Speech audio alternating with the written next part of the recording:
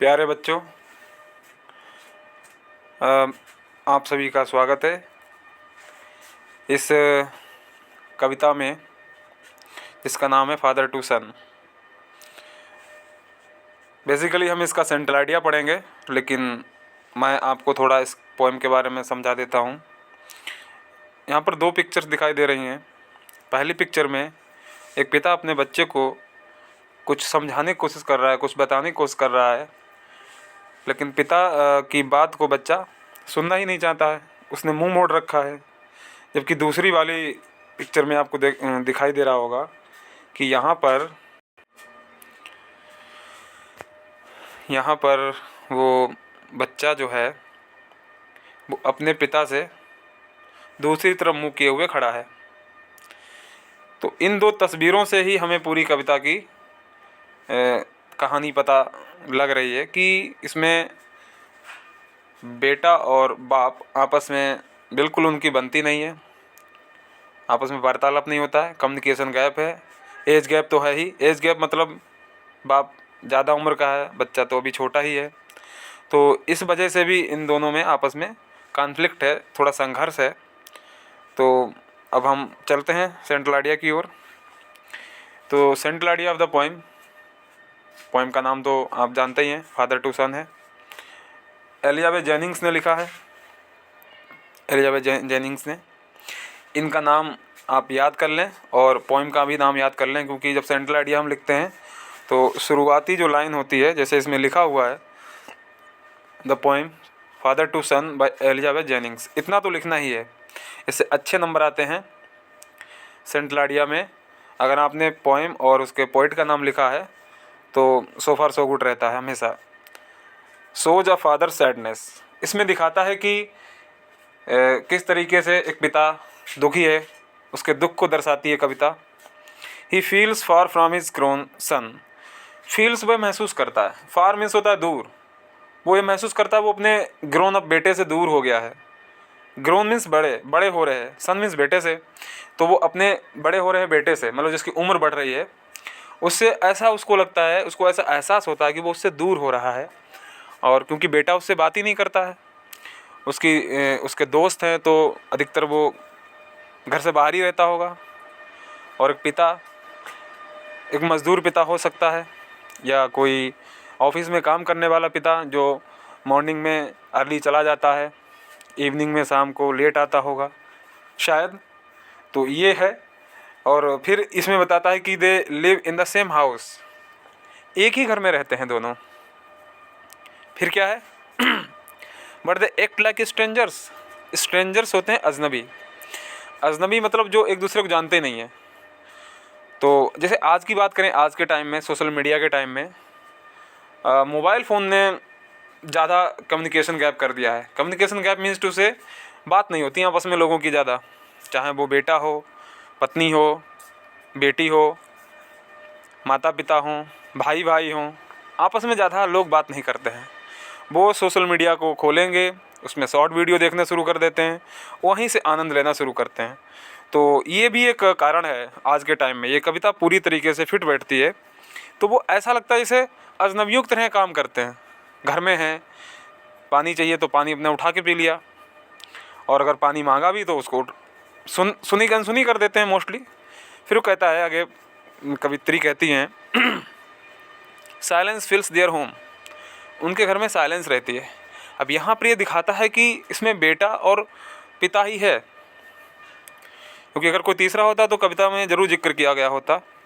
तो वो आपस में बात ही नहीं करते हैं। Silence fills their home means to say they don't talk to each other, आपस में बातचीत नहीं करते हैं। The father misses their old closeness from childhood, closeness होता है समीपता, समीप मतलब जो बिल्कुल एक दूसरे के बिल्कुल समीप रहते थे जब वो चाइल्डहुड में था बच्चा, तो वो उसको मिस करता है। उसको बहुत ही ज़्यादा ये याद परेशान करती है कि जब छोटा बच्चा था तो कैसे गोद में बैठ जाता था, उंगली पकड़ के चलता था। ये सब चीज़ें उसको बहुत ज़्यादा परेशान करती हैं। आगे कहता है he wants to talk and fix things, अभी यहाँ पर एक पिता जो है वो चाहता है कि वो अपने बेटे से बात करे, चीज़ों को फिक्स कर ले। फिक्स मीन्स ठीक कर ले, जो भी आपसी मनमुटाव है, आपसी मतभेद है, अगर उसकी तरफ से कोई मतलब ऐसी बात है तो वो उसको ठीक करना चाहता है। लेकिन वो अपने बेटे से बिल्कुल दूर नहीं रहना चाहता है। वो चाहता है कि वो अपने बेटे से बिल्कुल रोज़ बात करे, उसकी डेली लाइफ में क्या चल रहा है। ये बहुत ज़रूरी है। आज के टाइम में मैंने देखा है अक्सर, और चीज़ें होती रहती हैं, न्यूज़पेपर में आती रहती हैं कि बच्चा घर से तो स्कूल गया या कोचिंग गया, लेकिन घर पे लेट आया, तो वो कहाँ रहा। और बच्चे इसमें बहाना बना देते हैं कि आज देर से छुट्टी हुई या आज ऐसा हो गया। तो ये चीज़ आज के टाइम में अच्छी नहीं है। समय नहीं उतना अनुकूल है, परिस्थितियाँ उतनी अनुकूल नहीं हैं, माता पिता को ज़्यादा टेंशन होने लगती है। खैर, आगे कहता है साइलेंस ग्रोज बिटवीन देम। और इससे क्या होता है, अब बातचीत नहीं होगी, चीज़ें फिक्स नहीं होंगी, तो साइलेंस रहेगी। साइलेंस फिर ग्रो करेगी, ग्रो मीन्स बढ़ जाएगी। अब साइलेंस मतलब शांति, शांति मतलब वो बात ही नहीं करेंगे आपस में, तो उसमें और ज़्यादा टेंशन बढ़ेगी। The son reveals quietly. अब इसमें बेटे की गलती ये है कि वो रिवेल कर देता है, और रिवेल का मतलब होता है विद्रोह। विद्रोह का मतलब है अपने पिता से विद्रोह कर देता है। क्वाइटली बिल्कुल शांतिपूर्वक, मीन्स टू से वो बात ही नहीं करता है और चुपचाप अपना जो काम है वो कर लेता है। उसे एहसास ही नहीं होने देता कि उसको कुछ ज़रूरत है। अगर उसको कुछ ज़रूरत होगा तो अपनी माँ से मांग लेगा। The father hopes for forgiveness. और पिता यहाँ पर ये उम्मीद करता है कि वो उसको फॉरगिव भी कर सकता है, और पिता ये भी चाहता है अगर मैंने कोई गलती की है तो बेटा मुझे माफ़ कर दे। फॉरगिवनेस का भी कॉन्सेप्ट है यहाँ पर। He dreams of love returning like the prodigal son. और वो ये ड्रीम करता है, वो ये सपना देखता है कि जो लव है, प्रेम है, रिटर्निंग, वो वापस लौट आए लाइक द प्रोडिगल सन। जिस तरीके से एक खर्चीला बेटा होता है, वो ये नहीं चाहता है कि उसका बेटा खर्च ना करे, खूब खर्च करे, लेकिन वो उससे प्रेम से बोले, प्रेम से रहे और उसकी बात सुने, अपनी बात कहे। ये नहीं कि एक ही तरफ से मेरी ही बात सुने, वो अपनी भी समस्याएं बताए, अपनी बात रखे। Their bond can heal with understanding. और आगे यहाँ पर जो पॉइंट हैं वो कह रही हैं कि उनका जो बॉन्ड है, बंधन, वो हील कर सकता है। हील मतलब जुड़ सकता है फिर से, सिर्फ अंडरस्टैंडिंग से। जो बंधन टूट गया है, जो कम्युनिकेशन गैप हो गया है, जो एक दूसरे के बीच में हेट बढ़ गई है, घृणा बढ़ गई है, उसको सिर्फ समझदारी से ही ठीक किया जा सकता है। तो इस सेंट्रल आइडिया में बस यही इतना है, लेकिन इसमें दो चीज़ें मैंने इसमें खास कर रखी हैं। एक तो सिंपल सेंटेंसेस हैं, इसको आसानी से आप याद कर सकते हैं, इसको रट सकते हैं, समझ सकते हैं, ठीक है। और परीक्षा में इसको लिख सकते हैं, पूछा जा सकता है, तो इसको आप याद कर लें। नेक्स्ट, अभी यहाँ पर स्टेंजा भी दे रखा है इसी पोएम से, कि परीक्षा में तो स्टेंजा भी आता है, तो इस स्टेंजा को आप पढ़ लें और इसके क्वेश्चन आंसर मैं आपको अभी समझाता हूँ। तो क्या है, रीड दिस स्टेंजा केयरफुल्ली और आंसर द क्वेश्चंस बिलो। और उसके हम आंसर भी देंगे जो क्वेश्चंस होंगे। तो कहता है the seed I spent. Seed का मतलब है यहाँ पर प्रेम और केयर, जो बच्चे ने पाया है अपने पिता से। तो पिता क्वेश्चन कर रहा है, आई स्पेंट, जो मैंने उसको केयर की है। अब सीड मतलब बीज होता है, तो बीज का मतलब यहाँ पर कोई बीज नहीं बोया गया है, यहाँ पर वही प्रेम की बात हो रही है जो एक पिता ने अपने बेटे को किया है। Sown it where the land is his. अब लैंड का मतलब यहाँ पर ये हो जाएगा कि जो उस बच्चे के अंदर वो बच्चा ही है, उसके अंदर जो प्रेम और जो केयर एक पिता ने की है उसको शुरू से, बचपन से, और वो अपने अंदर ये नहीं मानता है कि मेरे पिता का मुझ पर कुछ आभार है या मेरे पिता का मुझ पर कोई अधिकार है। अब कहता एंड नन ऑफ माइन, कहता अब ऐसा लगता उसमें मेरा कुछ भी नहीं है, मतलब मैंने उस पर इतना प्रेम लुटाया है, उसकी देखभाल की है, और अब देख के लगता है कि जैसे मैंने कुछ किया ही नहीं है। वी स्पीक लाइक स्ट्रेंजर्स, हम अजनबियों की तरह बात करते हैं, जैसे हम अजनबी हैं, हम एक दूसरे को जानते ही नहीं हैं। There is no sign of understanding in the air, कहता देयर इज़ नो साइन, कोई भी चिन्ह नहीं है अंडरस्टैंडिंग का, समझ का, कि हम एक दूसरे को समझते भी हों। इन द एयर मीन्स होता है या फीलिंग, फीलिंग मीन्स होता है इमोशन, भावना, हमारे अंदर ऐसी फीलिंग भी नहीं आती है कि हम एक दूसरे को समझ रहे हैं। This child is built to my design, at what he loves I can not share.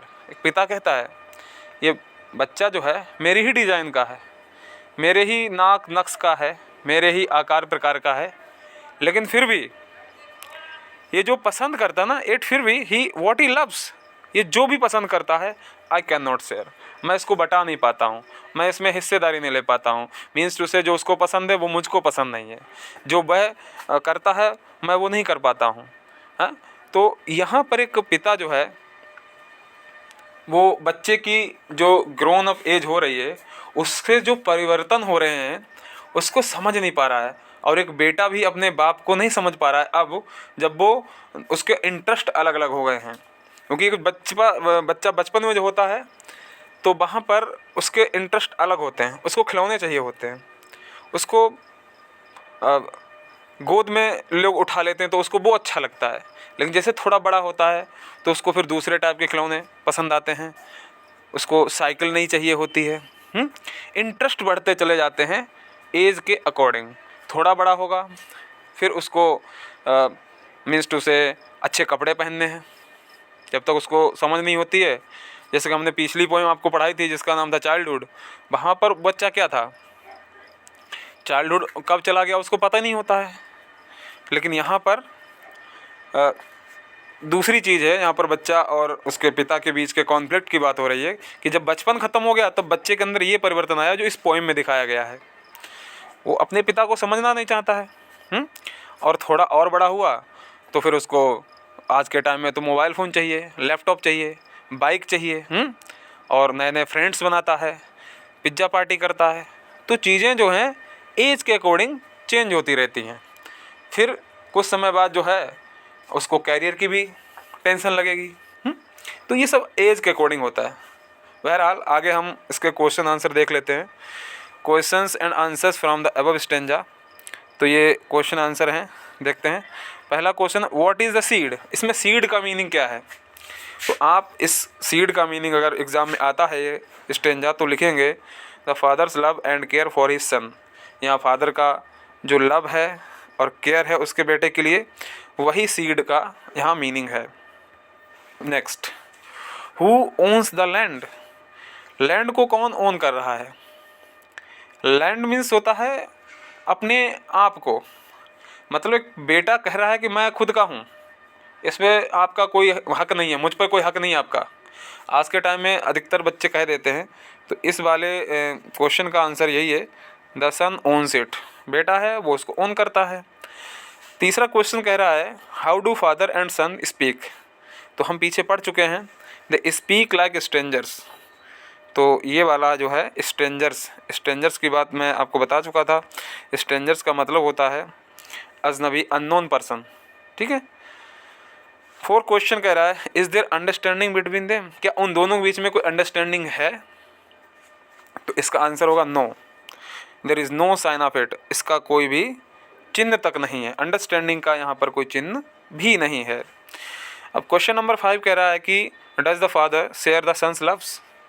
Sons loves माने यहाँ पर मीनिंग है कि जो उसकी जो लाइक्स हैं, उसकी जो पसंदें हैं, क्या वो पिता को पसंद है, जो उसको पसंद आता है, जो उसकी चॉइसेस हैं। तो यहाँ पर है मीनिंग इसका नो, आंसर हो जाएगा no. He can not share what the son loves. जो बेटे को पसंद है वो उसको नहीं पसंद कर पा रहा है। ठीक है। तो ये आपके 5 क्वेश्चन हो जाएंगे इस वाले स्टेंजा से। अब इसमें कुछ डिफ़िकल्ट वर्ड्स आए होंगे तो उसके मैंने यहाँ पर कुछ मीनिंग लिखे हैं। सोन मीन्स होता है बोना, ये थर्ड फॉर्म है। ठीक है। कभी कभी आप जब ट्रांसलेशन करते हैं ना तो वहाँ पर ये मीनिंग पूछ लिया जाता है कि किसान ने खेत में बीज बो दिया है, तो बीज की भी स्पेलिंग आपको मिल गई और बोना की भी मिल गई। साइन मीन्स होता संकेत, चिन्ह। और अंडरस्टैंडिंग का मतलब होता है समझ, आप क्या समझते हैं, व्हाट डू यू अंडरस्टैंड, इस टाइप से अगर मीनिंग आते हैं, सेंटेंस आ जाए हिंदी में, तो उसका ऐसे ट्रांसलेशन होगा। अगला है विल्ट। बिल्ट मीन्स निर्मित। अब ये भी थर्ड फॉर्म है। वैसे बिल्ड होता है, फर्स्ट फॉर्म होता है बिल्ड। आपने बिल्डिंग सुना होगा, वो नाउन हो जाता है, बिल्डर भी नाउन है, ठीक है। तो उसी से ये है बना हुआ बिल्ड। स्ट्रेंजर्स होते हैं अजनबी। अजनबी मतलब जो अननोन है, एक दूसरे को जानते नहीं हैं, अननोन पर्सन को स्ट्रेंजर्स बोलते हैं। फिर है अगला आपका डिज़ाइन। डिजाइन होता है रचना, आकार, ठीक है, किसी का डिज़ाइन, किसी का आकार। फिर नेक्स्ट है साइन। साइन दो बार आ गया, ऊपर भी नीचे, तो खैर इसको नहीं पढ़ते हैं। नेक्स्ट है शेयर। शेयर मीन्स होता है भाग लेना, बांटना। हाँ, शेयर डाल लेते हैं, शेयर हैं, दो लोग हैं आपस में शेयर कर लो, ऐसे बोलचाल की भाषा में बोलते हैं हम लोग। तो ये आपका रहा। मुझे उम्मीद है कि आप लोगों ने इसको समझा होगा, और इसमें अगर कोई सुधार की बात है तो आप मुझे बता सकते हैं, कमेंट सेक्शन में कमेंट कर दीजिए कि क्या नहीं समझ में आया। ओके, थैंक यू, मिलते हैं नेक्स्ट वीडियो में।